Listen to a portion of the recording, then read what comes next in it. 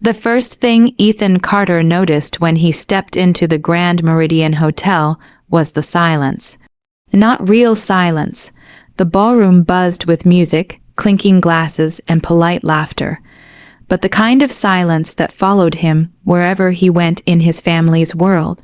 Conversations slowed, eyes shifted, smiles tightened, then came the whispers, "That's him. I thought he wouldn't show."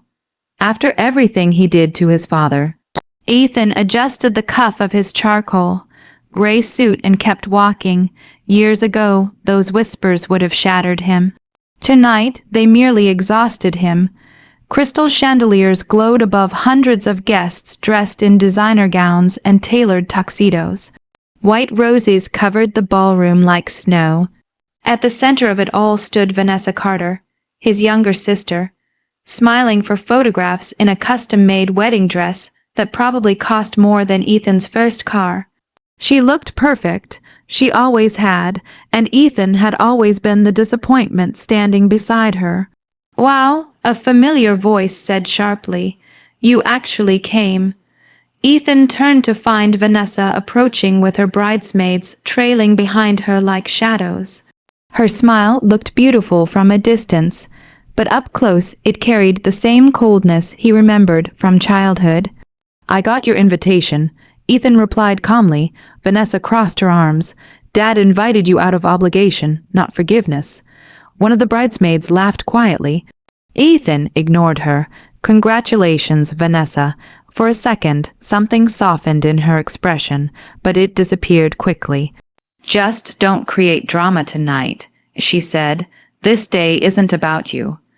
Before Ethan could answer, another voice interrupted. "Ethan," his father. Richard Carter approached like a man who owned the entire building, which, honestly, he probably did. His black tuxedo fit perfectly, silver cufflinks gleaming beneath the lights. Even at 60, Richard carried himself like a king. But when he looked at Ethan, there was no warmth in his eyes, only disappointment. "You're late," Richard said. The invitation said 7. It said 6:30 for family. The word family hung in the air like an accusation. Ethan swallowed the bitterness rising in his throat. Traffic was bad. Richard's jaw tightened. Excuses, same as always. Vanessa sighed dramatically. "Dad, please. Not before the ceremony." Richard nodded once before turning back to Ethan. "Stay out of sight tonight. Your sister deserves one evening without embarrassment." The words hit harder than Ethan expected. Not because they were new, because part of him had still hoped his father might someday speak to him differently. Richard walked away without another glance. Vanessa followed, and Ethan stood alone in the middle of the ballroom while strangers stared at him like he was some stain on the expensive carpet. 2 hours later, the wedding reception was in full swing. Champagne flowed endlessly. Guests danced beneath golden lights. Vanessa and her new husband laughed at the center of the room, while photographers captured every perfect moment. Ethan remained seated quietly at a corner table, ignored, exactly where his family wanted him. Then Richard Carter stood and tapped a spoon against his champagne glass. The room fell silent immediately. "I'd like to thank everyone for attending my daughter's wedding," Richard announced proudly. "Tonight is about honesty, legacy, and family." Ethan felt something twist in his stomach. Richard's eyes suddenly landed on him. "But sometimes," Richard continued, "a family must cut away what threatens its future." Murmurs spread through the ballroom. Vanessa looked nervous now. Richard reached into his jacket and removed a sealed envelope. "For years, my son Ethan has brought shame, failure, and dishonor upon this family," he declared loudly. "I defended him longer than I should have." Ethan's chest tightened. "No, not here, not now." Richard walked across the ballroom and stopped directly in front of him, then handed him the envelope. "This is an official disownment letter," Richard said coldly. "From this moment forward, you are no longer a Carter." Gasps filled the room. Someone actually started recording with their phone. Ethan's hands trembled as he stared at the envelope. His father had chosen his sister's wedding, the most public moment possible, to destroy him completely. Vanessa avoided his eyes. The humiliation burned through him like fire. Ethan slowly stood, fighting to keep his composure. Without saying a word, he turned toward the ballroom exit. But before he reached the doors, they suddenly swung open. 3 men in dark jackets entered beside uniformed officers. The music stopped instantly. One of the men held up a badge. "Federal agents," he announced. "We're looking for Richard Carter." The ballroom froze. For one long, terrifying second, nobody moved. The soft music had already died. But now even the sound of breathing seemed to disappear beneath the weight of those words. "Federal agents, we're looking for Richard Carter." Ethan slowly turned around. His father stood motionless near the center of the dance floor, the same hand that had given Ethan the Disownment Letter still hanging stiffly in the air. For the first time in Ethan's life, Richard Carter looked uncertain. "What is the meaning of this?" Richard demanded sharply. The lead agent stepped forward calmly. "Richard Carter, we have a federal warrant to investigate financial fraud, money laundering, and obstruction of justice connected to Carter Holdings." Gasps exploded across the ballroom. Vanessa grabbed her new husband's arm. "Dad, what are they talking about? This is ridiculous," Richard snapped. "Someone made a mistake." But the agent's expression never changed. "We also have authorization to seize financial records and electronic devices connected to your company." 2 uniformed officers moved toward the private hallway near the ballroom offices. Guests immediately began whispering louder than before. "Oh my God, did he say money laundering? This can't be real." Phones appeared everywhere now, recording every second. The same people who had mocked Ethan minutes earlier suddenly looked far more interested in Richard. Ethan remained near the exit, gripping the Disownment Letter tightly in his hand. A strange numbness spread through him. Only minutes ago, he had been the family disgrace. Now all eyes were on his father. Richard forced out a laugh. "Agent, this is my daughter's wedding. Whatever issue you think exists can wait until tomorrow." "I'm afraid it can't." The agent opened a folder. Over the last 6 years, millions of dollars were moved through shell corporations connected to Carter Holdings. We believe company records were falsified to hide illegal transfers. Vanessa shook her head violently. "No, no, my father would never." "Vanessa." Richard interrupted firmly. "Stop panicking." But his voice lacked its usual confidence. Another agent approached carrying a tablet. "Sir, we've already secured the accounting office upstairs." Richard's face paled. Ethan noticed it instantly. His father was scared, not angry, not offended, scared. Then the lead agent looked across the room. His eyes landed directly on Ethan. Ethan Carter. Every head in the ballroom turned toward him again. Ethan's stomach tightened. "Yes." The agent nodded respectfully. "You are not under investigation." Confused whispers spread across the crowd. Richard's expression darkened immediately. The agent continued, loud enough for everyone to hear.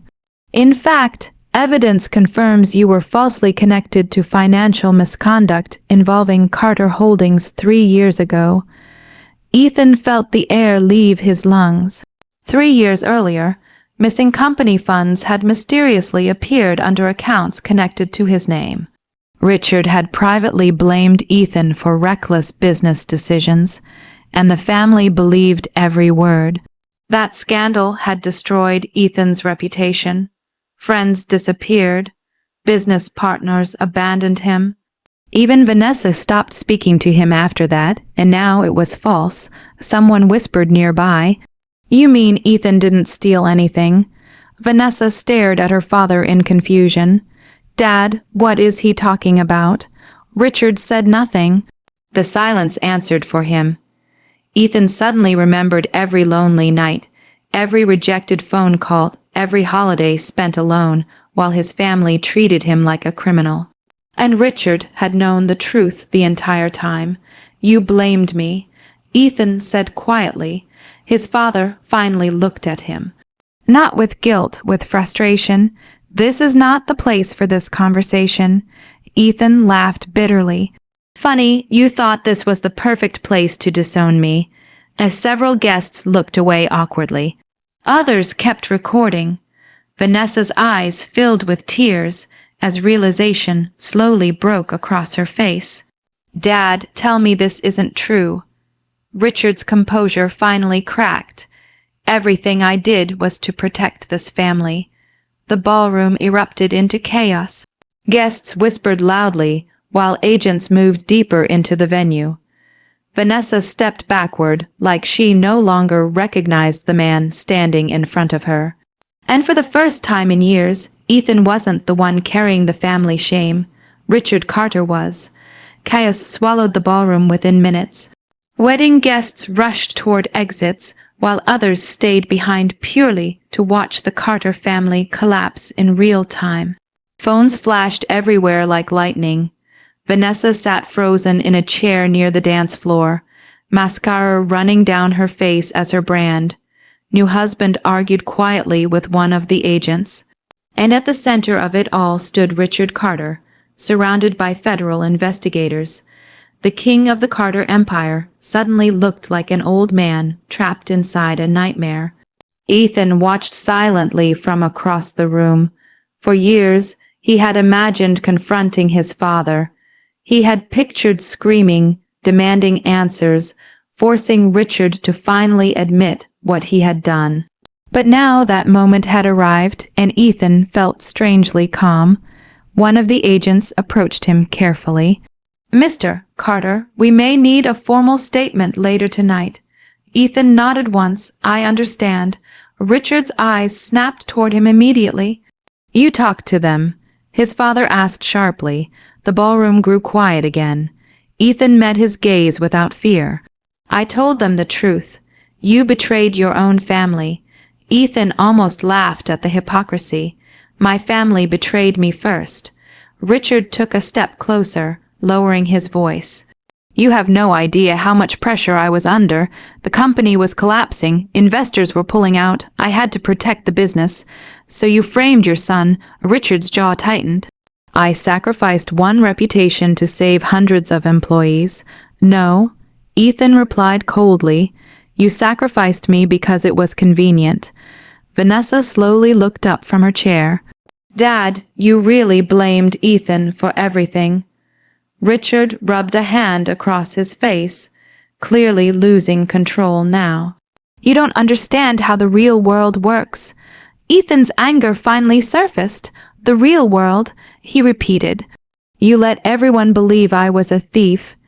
Memories crashed through his mind all at once. Friends refusing his calls. Relatives avoiding him at family gatherings. The endless online rumors after the financial scandal broke. And the worst part, his father had watched it happen without defending him once. "I lost everything because of you," Ethan said quietly. Richard pointed toward him desperately. "And look at you now. You survived, didn't you?" The words stunned even Vanessa. Ethan stared at his father in disbelief. There it was. No apology, no regret, only justification. One of the agents interrupted. "Sir, we're going to need you to come with us." Richard ignored him completely. His attention remained fixed on Ethan. "You think you've won?" Richard asked bitterly. "Without this family name, you're nothing." For the first time that night, Ethan smiled. "Not with arrogance, with freedom. That's where you're wrong." Richard frowned. Ethan reached into his pocket and removed a business card, placing it calmly on a nearby table. One of the guests picked it up first. Her eyes widened instantly. "Oh my God," she whispered. Within seconds, others leaned closer. The card displayed the logo of Ashford Cybersecurity Solutions, a fast, growing tech company that had recently secured major government contracts worth millions. And beneath the company logo was Ethan's name, founder and CEO, Vanessa stared at him in shock. You own Ashford. Ethan nodded.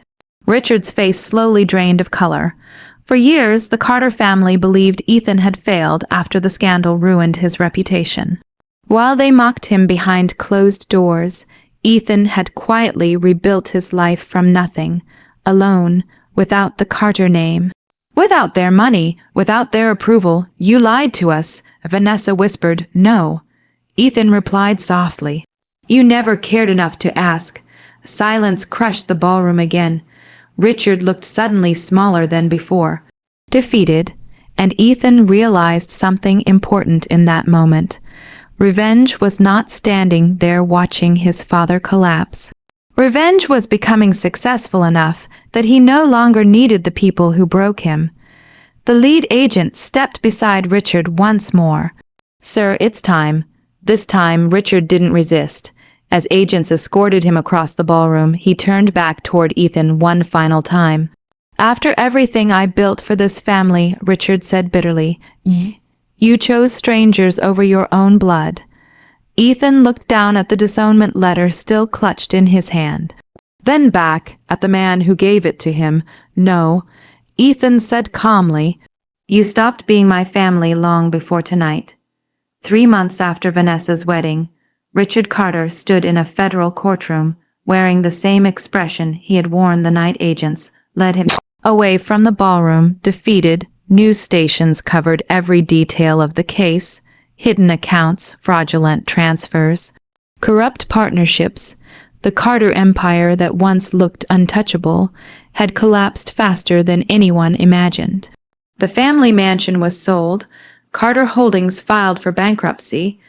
Business friends who once praised Richard publicly now acted like they had never known him at all. Ethan watched none of it with joy, only closure. On a quiet Friday evening, Ethan stood inside his office overlooking downtown Chicago. The glass walls reflected city lights while employees worked calmly outside. Ashford's cybersecurity solutions had continued growing rapidly, earning national attention after helping federal investigators uncover several major cybercrime networks. The success should have felt unbelievable. Years ago, Ethan had been sleeping in a tiny apartment, wondering how he would survive after losing everything. Now, companies fought for meetings with him, but the achievement that mattered most had nothing to do with money. For the first time in years, he felt peaceful. A soft knock interrupted his thoughts. Olivia stepped into the office carrying 2 cups of coffee. You're still working, she said with a smile. Ethan accepted the coffee gratefully. Occupational hazard. Olivia laughed quietly before sitting near the window. She had been Ethan's closest friend since childhood, the only person who never believed the lies surrounding him. Even when everyone else disappeared, Olivia continued checking on him, encouraging him, reminding him he still had value when he could no longer see it himself. You heard from Vanessa? She asked gently. Ethan nodded slowly. Earlier that morning, his sister had sent another message asking to meet. At first, Ethan ignored her calls completely. The pain was still too fresh. But over time, anger slowly gave way to exhaustion. Holding hatred forever felt heavier than forgiveness. She wants another chance, Ethan admitted. Olivia studied him carefully. And what do you want? Ethan stared out at the city lights. I don't know. 2 days later, Ethan met Vanessa at a small cafe far from cameras and reporters. She looked different now, quieter, smaller somehow. Gone was the confident woman who once cared only about appearances and their father's approval. The scandal had destroyed her marriage almost immediately. Her husband filed for divorce within weeks after investigators connected his finances to Carter Holdings. Vanessa wrapped trembling hands around her coffee cup. Thank you for coming. Ethan sat across from her silently. Tears filled her eyes almost instantly. I was horrible to you, she whispered, and I kept telling myself Dad had reasons that you deserved it somehow. Ethan said nothing, because deep down, Part of him still remembered every cruel comment she made over the years. Vanessa lowered her head. I spent my whole life trying to be the child Dad loved most. Her voice cracked painfully. I didn't realize what it was turning me into. For a long moment, neither of them spoke. Finally, Ethan reached into his coat pocket. He removed the disownment letter, the same envelope Richard had handed him in front of hundreds of guests. Vanessa stared at it silently. I carried this for months, Ethan admitted. At first because it hurt, then because I wanted to remember. Remember what? Ethan looked at her calmly. That surviving people like Dad is its own kind of victory. Later that night, Ethan returned home and stood beside the fireplace in his apartment. He opened the letter one final time. The words inside still carried hatred, still carried rejection. But they no longer carried power. Without hesitation, Ethan dropped the paper into the flames. The fire consumed the letter slowly, curling its edges into ash. And as Ethan watched it disappear, he realized something his father never understood. The greatest revenge was never destroying the people who hurt you. It was building a life so beautiful that their hatred could no longer reach you.